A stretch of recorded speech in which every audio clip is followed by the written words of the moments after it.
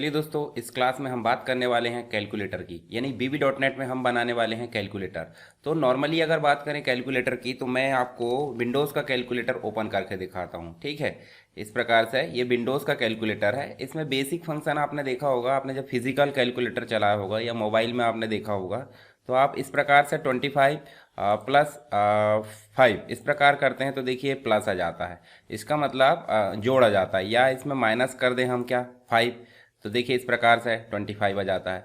तो इसका मतलब ये जो की हम प्रेस कर रहे हैं, ये देखिए यहाँ पे आ रही है। ठीक है, इस प्रकार से हम 5 प्रेस करें, 7 प्रेस करें, ऑटोमेटिक यहाँ पे इनपुट हो रही है। जब हम कोई निशान को यहाँ पे या कोई भी साइन को प्रेस कर रहे हैं तो साइन यहाँ पे ऐड हो जा रहा है। इसका मतलब अलग से कहीं बफर स्टोरेज में ये सेव हो रहा है और दिख भी रहा है। ठीक है, ऐसा काम हम कर सकते हैं कोई लेबल में। ठीक है, लेबल में कर सकते हैं, या फिर कोई अन्य टेक्स्ट बॉक्स में कर सकते हैं, या कोई वेरिएबल में कर सकते हैं। तो इस प्रकार से हम ये करके क्या कर सकते हैं, दोबारा से कोई वैल्यू इनपुट होती है तो उसको हम जोड़ सकते हैं, या माइनस कर सकते हैं, गुणा कर सकते हैं। तो इसी को हम यहाँ पे बनाने वाले हैं VB.NET के अंतर्गत। तो आप देखिए, मैंने आपको सिंपल इस प्रकार से देखिए, ये देखिए 14 हो गया। ठीक है, प्लस करे फिर से देखिए 21, तो यहाँ पे देखिए आपका 35 हो गया है। तो इसका मतलब ये कैलकुलेटर भी आपका सही से काम कर रहा है। तो हम एक नया कैलकुलेटर बनाना सीखेंगे, उसको डिज़ाइन कैसे करना है, उसमें कोडिंग कैसे करना है, सारी चीज़ें। तो चलिए सबसे पहले हम जो है एक नया फॉर्म ऐड कर लेते हैं। कहाँ चलते हैं, प्रोजेक्ट में, और प्रोजेक्ट में चलने के पश्चात हम जो है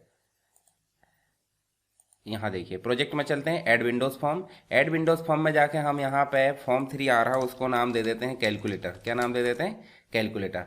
जैसे हम ऐड पर क्लिक करते हैं, एक नया फॉर्म हमारा ऐड हो चुका है। ये अन्य विंडो को हम हटा देते हैं, और यहाँ से हम इसको थोड़ा सा छोटा कर देते हैं। अब आपको बहुत सारी बटन लेना है और एक टेक्स्ट बॉक्स लेना है।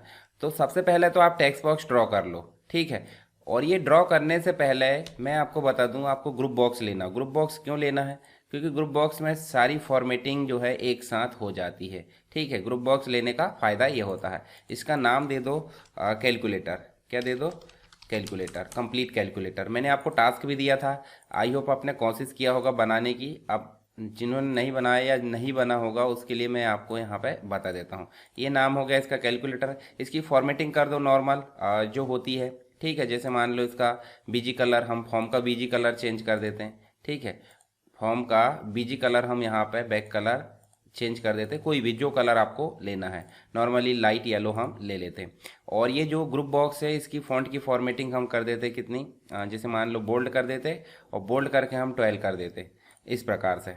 अब यहाँ हम ले लेते हैं एक टेक्स्ट बॉक्स। तो टेक्स्ट बॉक्स कहाँ है, कॉमन कंट्रोल में आपको टेक्स्ट बॉक्स मिलेगा। यहाँ हम जो है टेक्स्ट बॉक्स ड्रॉ कर लेते हैं। टेक्स्ट बॉक्स की थोड़ी सी फॉन्ट की जो फॉर्मेटिंग है वो थोड़ी सी बड़ी कर देते। क्यों, क्योंकि दिखना भी तो चाहिए थोड़ा ठीक ठाक। ठीक है, उसके बाद बटन लेना हमको। बटन कितनी लेना, 0 से लेकर 9, यानी 10 button, plus minus into divide, यानी कि 10 और 4 14, एक इक्वल की 15, और उसके बाद एक डॉट, यानी कि 16 बटन लेना हमको। और ज़्यादा भी ले सकते हैं, अभी मैं बेसिक कैलकुलेटर बनाना बता रहा हूँ। तो इस प्रकार से देखिए मैंने एक बटन लिया, चाहे तो इसको आप कॉपी कर सकते हैं। ठीक है, कॉपी करके और आप जो है पेस्ट करेंगे तो देखिए इस प्रकार से आप जो है क्या कर सकते हैं, एक मिनट, इसको पेस्ट करिए, इस प्रकार से लाकर आप सेट कर सकते हैं। ठीक है, ये देखिए ये 4 हो गई। अब चारों को एक साथ मिलाकर क्या करिए आप, छोटा, इस प्रकार से छोटा कर दीजिए, जिसमें एक कैरेक्टर आ सके। क्यों, क्योंकि हमको 1 2 3 4 टाइप करना है। ज़्यादा बड़ा कैलकुलेटर बनाएंगे तो पूरी विंडो में फैलेगा। अब इन्हीं को कॉपी करके आप जो है पेस्ट कर दीजिए, क्योंकि हमको बनाना है 16 बटन। ठीक है, इस प्रकार से ये देखिए, इस प्रकार से मैंने 16 बटन बना दिया। ठीक है, चाहे तो आप थोड़ा सा बड़ा कर दीजिए, मुझे नहीं करना है तो मैं इसको कर देता हूँ थोड़ा छोटा, और इस ग्रुप बॉक्स को भी कर देते हैं इस प्रकार छोटा। ठीक है, और ये फॉर्म को भी आप कर दो छोटा। ठीक है, इसके बाद हम इनका नाम बदल देते, जैसे बटन लिखा है तो बटन में जाकर आप कर दो क्या, 1 रहना चाहिए। ठीक है, टेक्स्ट में जाकर 1 कर दो, इसका नाम 2 कर दो, इसका नाम 3 कर दो, इसका नाम कर दो 4, इसका नाम कर दो 5।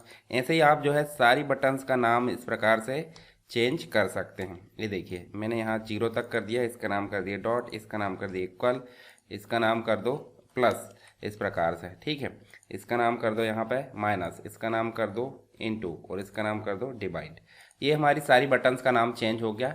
अब आप सीधे कोडिंग करिए। तो कोडिंग कहाँ से करना देखिए, जब मैं इसको रन करूंगा, रन करने के लिए सबसे पहले इसका जो स्टार्टअप प्रोजेक्ट है यानी कि स्टार्टअप फॉर्म है सेट करना पड़ेगा। कहाँ से सेट करते हैं, माय प्रोजेक्ट में जाना है और माय प्रोजेक्ट में जाने के बाद ये जो फॉर्म बन दिख रहा है इसको आपको कैलकुलेटर सेलेक्ट करना है।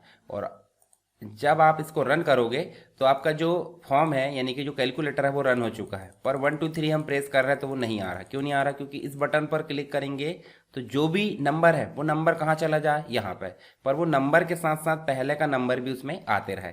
तो पहले तो हम एक नॉर्मल कोडिंग करके देखते हैं। कैलकुलेटर में जाते हैं, इस बटन पर जाते हैं और यहाँ लिखते हैं हम क्या, टेक्स्ट बॉक्स जो 1 है जिसमें डाटा आना है उसमें जो टेक्स्ट है वो क्या रहना चाहिए, 1। इस प्रकार से हम 1 लिख देते हैं, ठीक है, और रन करते हैं। रन जैसे करोगे 1 तो आ रहा है परंतु 1 के बाद दूसरा 1 नहीं आ रहा है। इसका मतलब है यहाँ की हमने कोई गलती करे है। तो गलती क्या करेंगे, तो गलती देखिए क्या हुई है।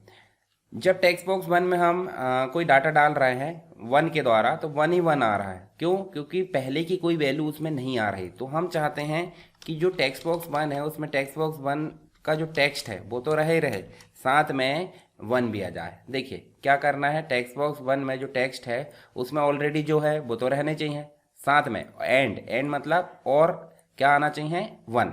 तो अब रन करके देखिए, यहाँ पे आपको देखने को मिलेगा, देखिए 1 1 आने लगा। उसी प्रकार 2 में भी हमको यही काम करना है, 3 में भी यही काम करना है। बस आपका जो 1 है उसके बदले में क्या आ जाएगा, 2।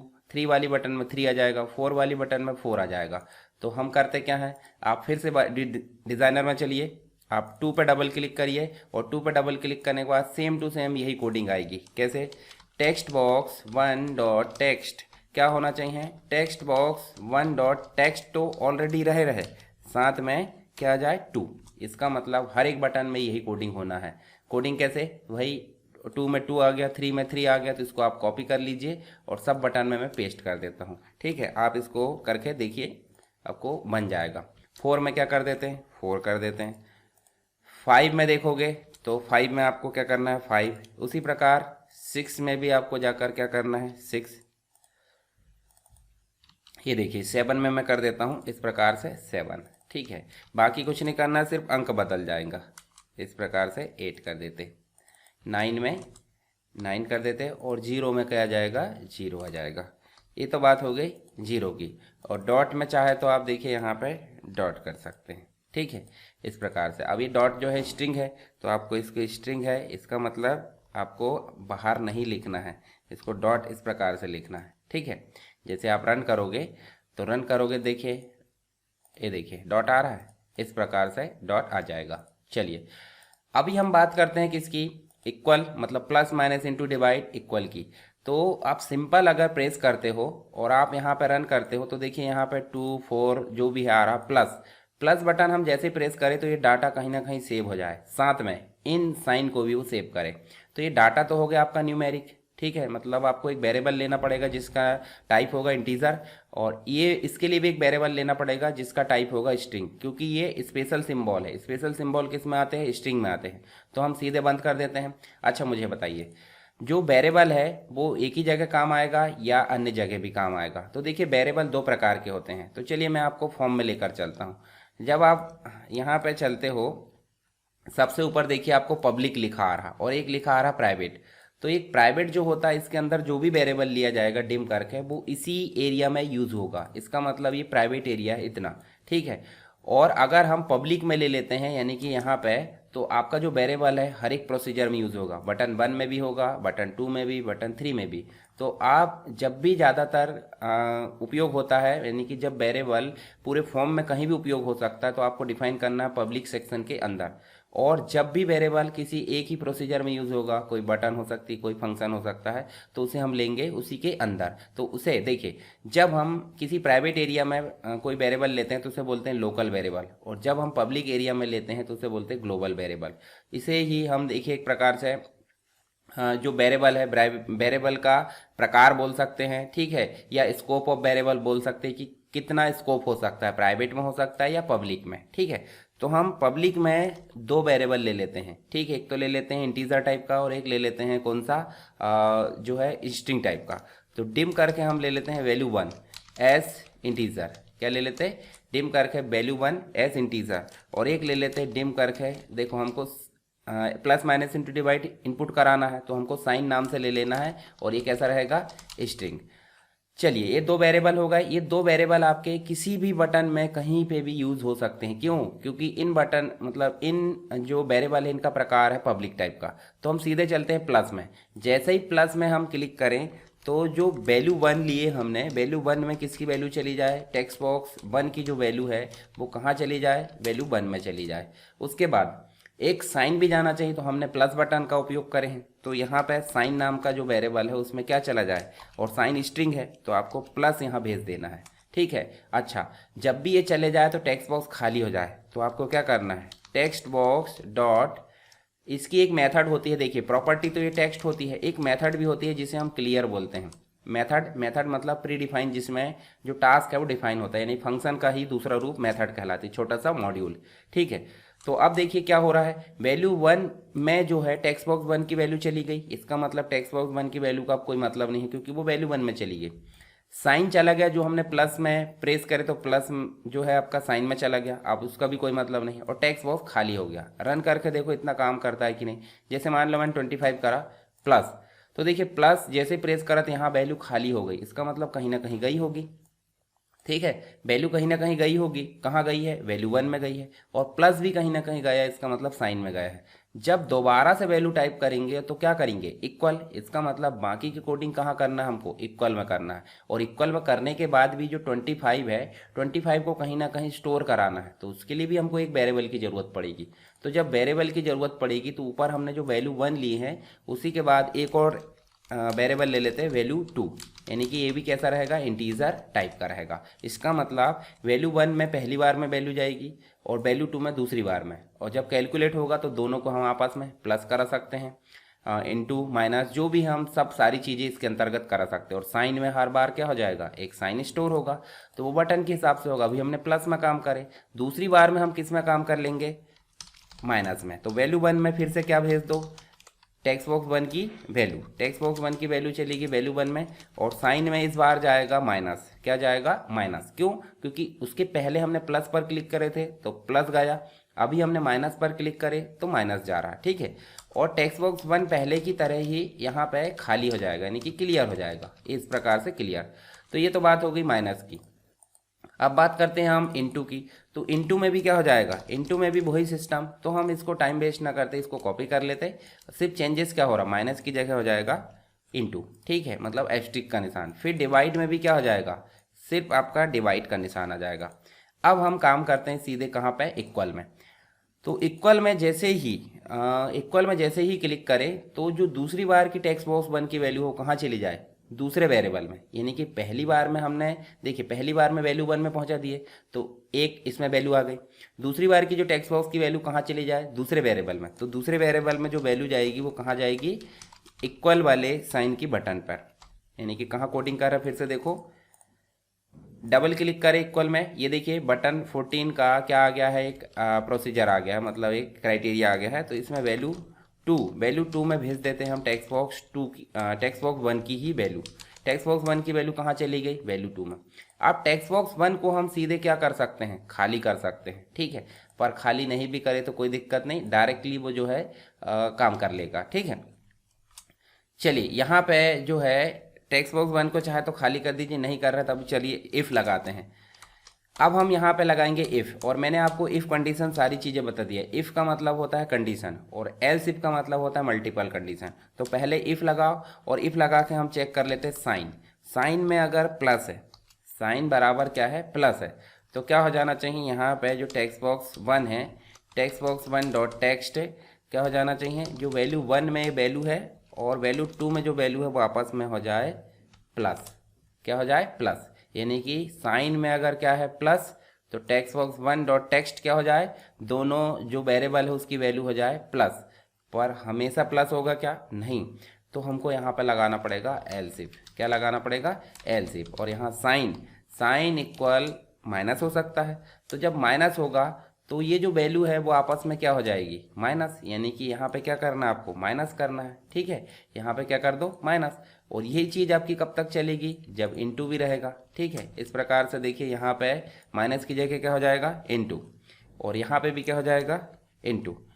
इसके अलावा बताइए मुझे, साइन में प्लस है तो प्लस हो गया, माइनस है तो माइनस हो गए दोनों वैल्यू, और कहाँ चली गई, टेक्स्ट बॉक्स 1 में।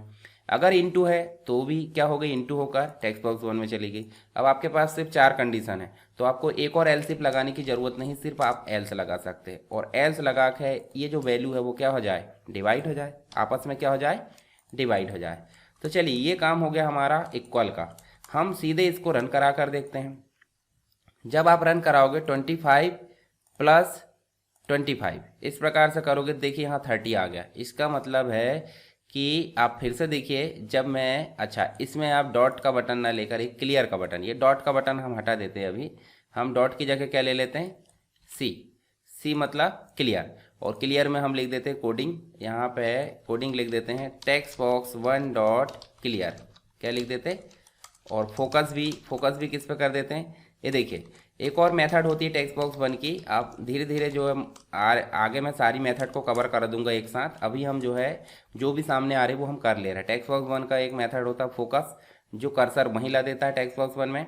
और टेक्स्ट बॉक्स 1 की एक और मेथड होती है क्लियर, जो क्या करती है, टेक्स्ट बॉक्स के डाटा को खाली कर देती है। चलिए यहाँ पे हम करते हैं, जैसे मान लो 25 को जैसे ही हमने प्रेस करे और माइनस बटन पर क्लिक करे तो 25 जाकर वैल्यू 1 में स्टोर हो गया, माइनस बटन साइन में स्टोर हो गया। दोबारा से 25 की जगह 5 इनपुट करे तो 5 जैसे इनपुट करे तो ये डाटा अभी टेक्स्ट बॉक्स 1 में है। अगर हम इक्वल बटन पर प्रेस करते हैं तो ये डाटा कहाँ चला जाएगा, वैल्यू 2 में।